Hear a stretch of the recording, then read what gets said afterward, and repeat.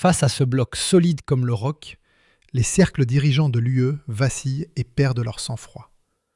Les sanctions pleuvent, l'isolement s'intensifie, les menaces s'enchaînent sans pause.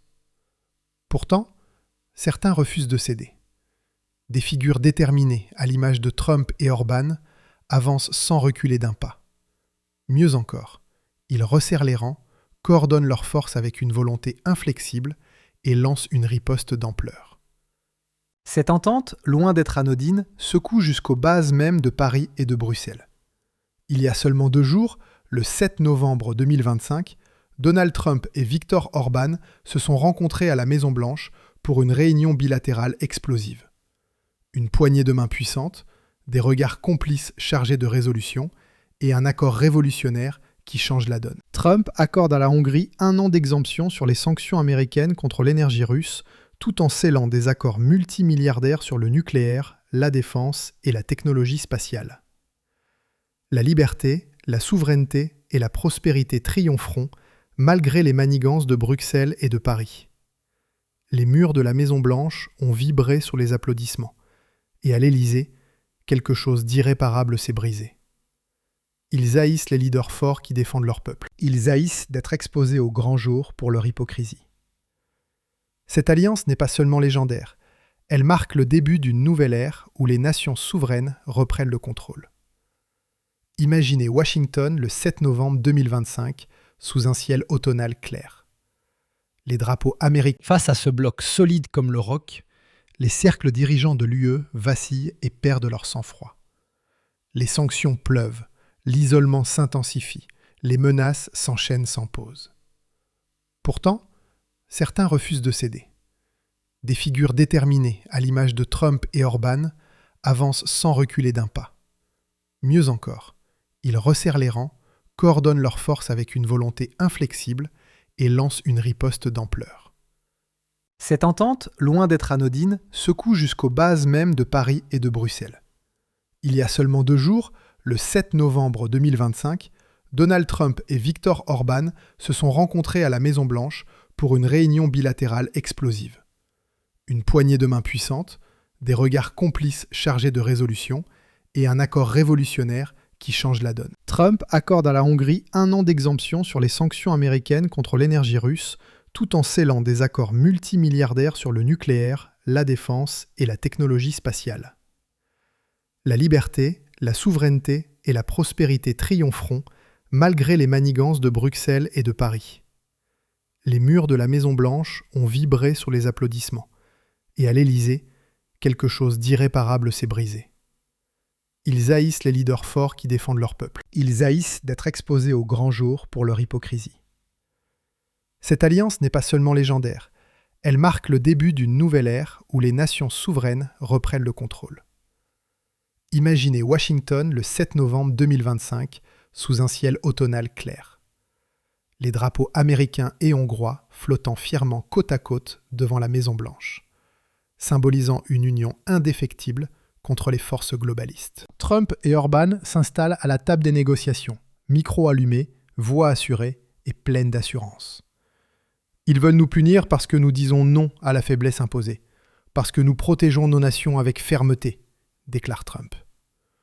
Orban, hochant la tête en accord parfait, parce que nous soutenons l'énergie abordable pour nos familles, parce que nous refusons la folie woke qui mine nos sociétés. Mais l'Amérique et la Hongrie ne s'agenouillent devant personne. Les applaudissements fusent parmi les conseillers présents. Des familles patriotes imaginent ce moment comme un tournant, un peuple uni contre les élites déconnectées.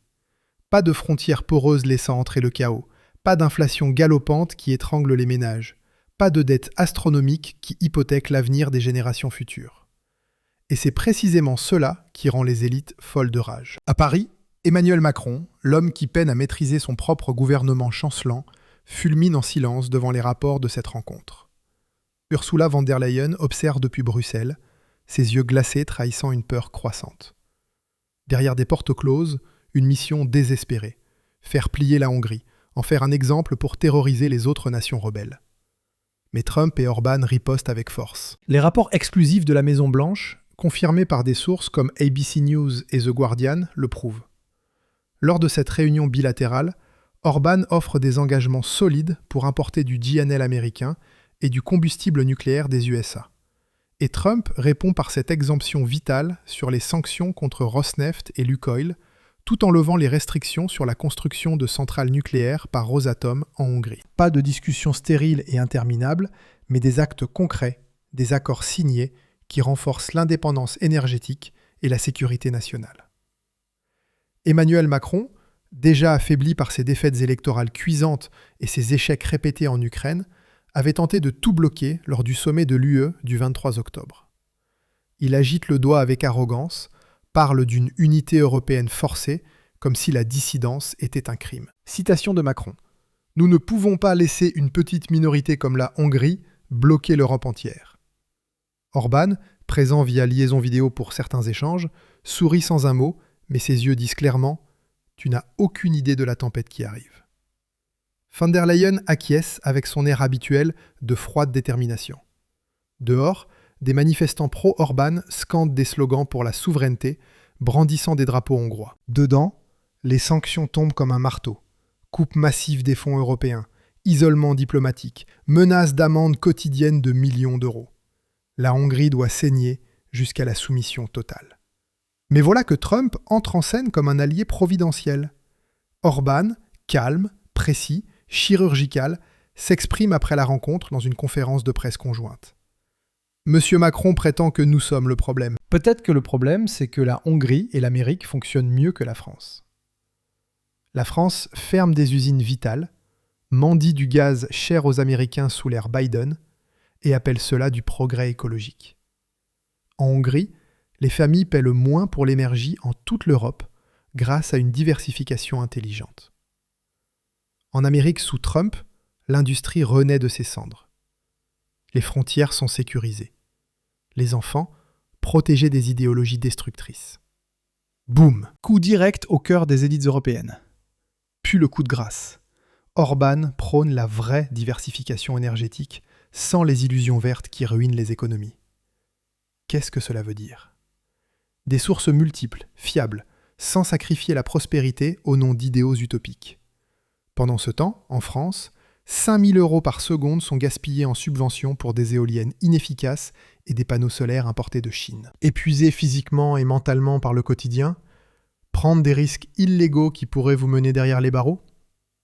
Absolument pas. Ce n'est pas une option.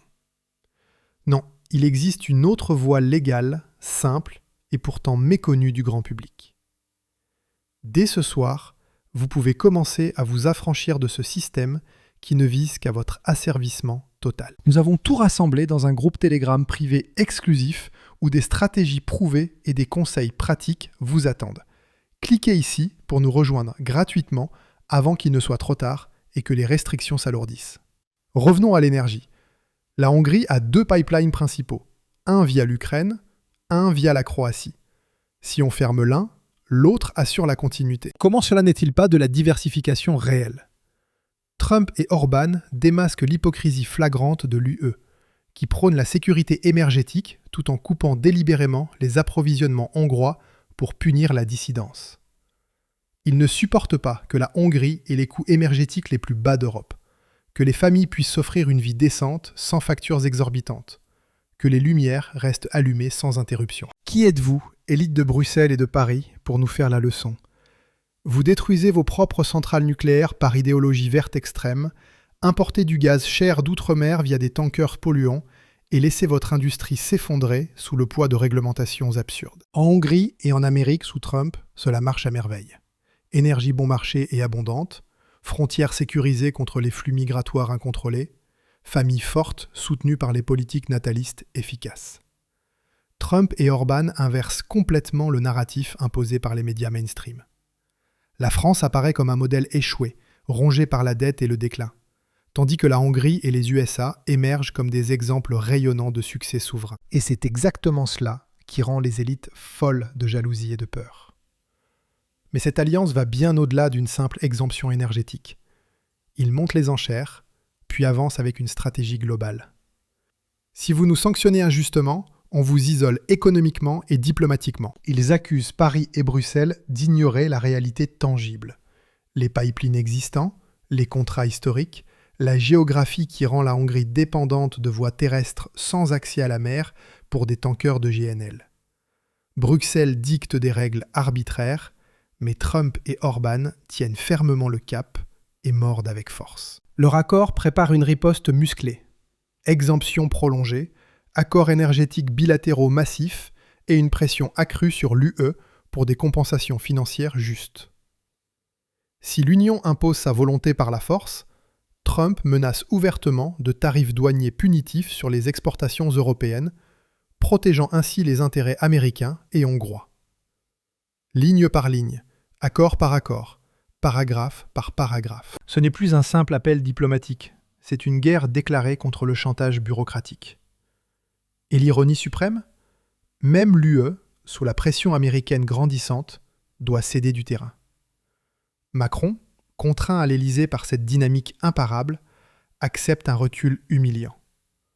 Plus de menaces immédiates sur les fonds hongrois, des négociations forcées sur l'énergie et une reconnaissance tacite que la souveraineté prime sur l'idéologie. Par respect pour... Face à ce bloc solide comme le roc, les cercles dirigeants de l'UE vacillent et perdent leur sang-froid.